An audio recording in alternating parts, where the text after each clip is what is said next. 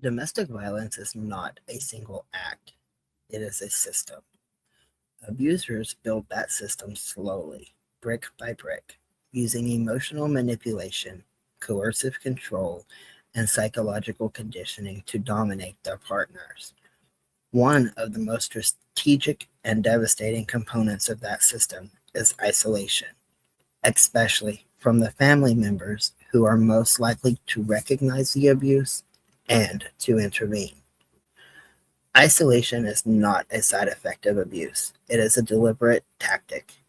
Abusers know that a victim with strong, supportive relationships is harder to control, so they work methodically to weaken, distort, or sever those connections long before the victim realizes what is happening. In this video, we will explore the mechanics of that isolation, the psychology behind it, and the ways families and communities can disrupt the abuser's strategies. Not all family members pose the same threat to an abuser's control.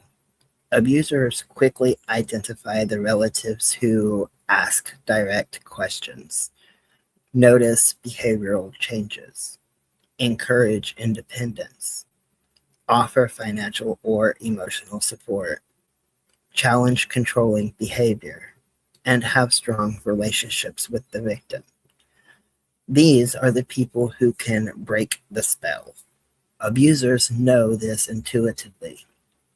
They study the victim's social world the way a strategist studies a battlefield, mapping out who is safe to allow and who must be neutralized. The abuser's goal is simple: remove every voice that could counter their narrative. Isolation rarely begins with a dramatic cutoff. It starts subtly, disguised as concern, love, or preference. Over time, it becomes a cage. Abusers often begin by reshaping how the victim sees their own support system. This is psychological warfare disguised as intimacy. Some common strategies include casting doubt. Your sister don't really understand you like I do.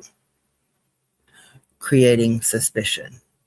Your mom is always trying to control your life. Undermining trust. Your family talks about you behind your back. Reframing concern as hostility.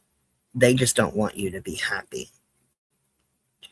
This tactic is powerful because it doesn't require the abuser to physically separate the victim from their family. It simply makes the victim less likely to turn to them. Once doubt is planted, abusers escalate to creating tension.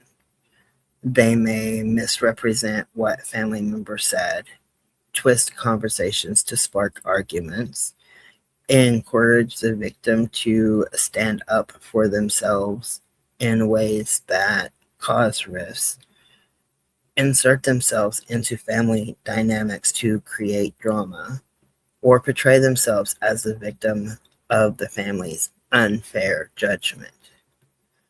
The abuser's goal is to make family interactions feel exhausting, stressful, or guilt inducing, so that the victim begins to withdraw on their own.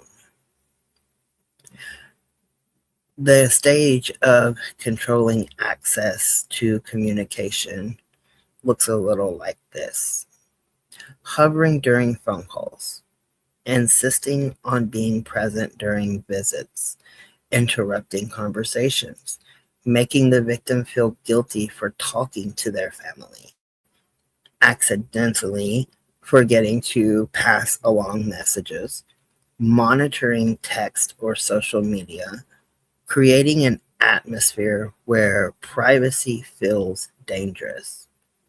And eventually, the victim may stop reaching out simply to avoid conflict. Abusers are experts at creating chaos at the exact moment the victim tries to reconnect with family.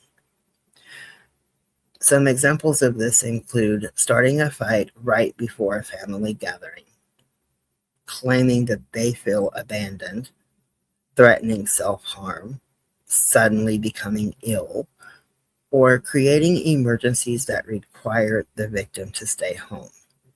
This conditions the victim to associate family contact with emotional punishment. Some abusers push for a move, often sudden and often far away. They frame it as a fresh start, a job opportunity, a chance to build a life together, a way to escape toxic family influence. Once relocated, the victim loses transportation, familiar community, immediate support, and people who can witness the abuse. This is one of the most effective isolation tactics because it removes the victim from every protective factor all at once.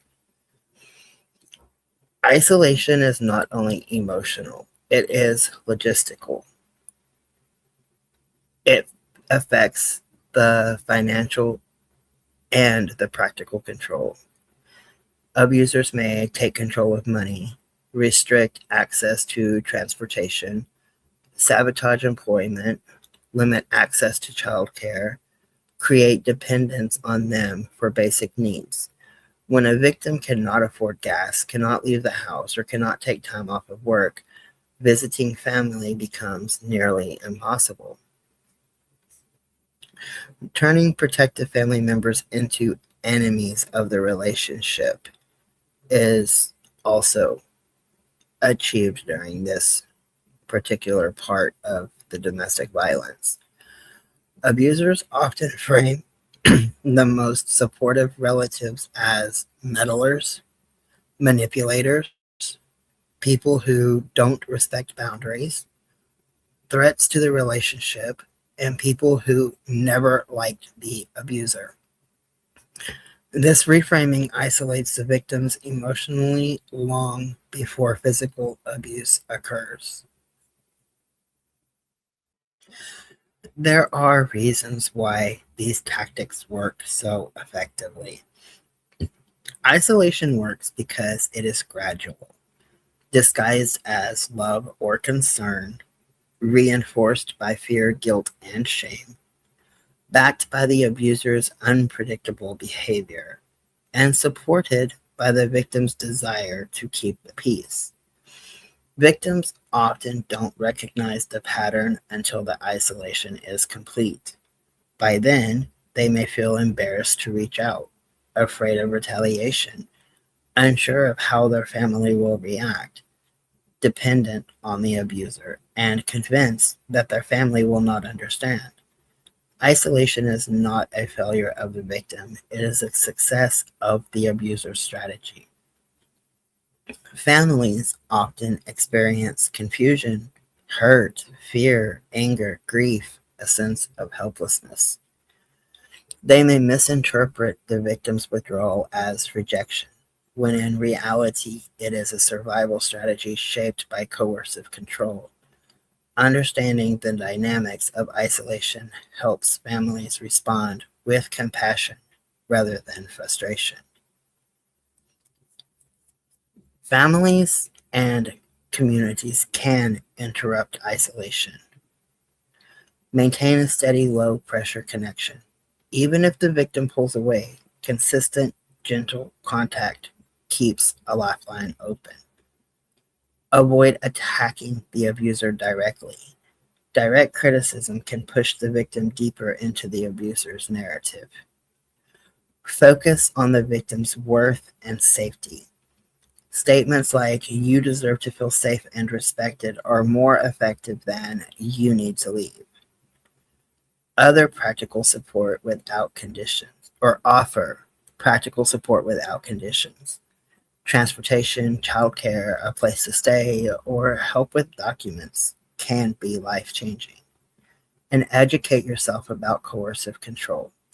Knowledge helps families recognize isolation early and intervene before the abuser's control becomes absolute. Isolation is one of the most powerful tools in an abuser's arsenal. It is intentional, strategic, and deeply psychological. By understanding how abusers target the family members who would stand against them, communities can better support survivors and disrupt the cycle of control. When families remain patient, informed, and emotionally available, they become a counterforce to the abuser's tactics. For many survivors, that steady presence is the bridge back to safety, autonomy, and to healing.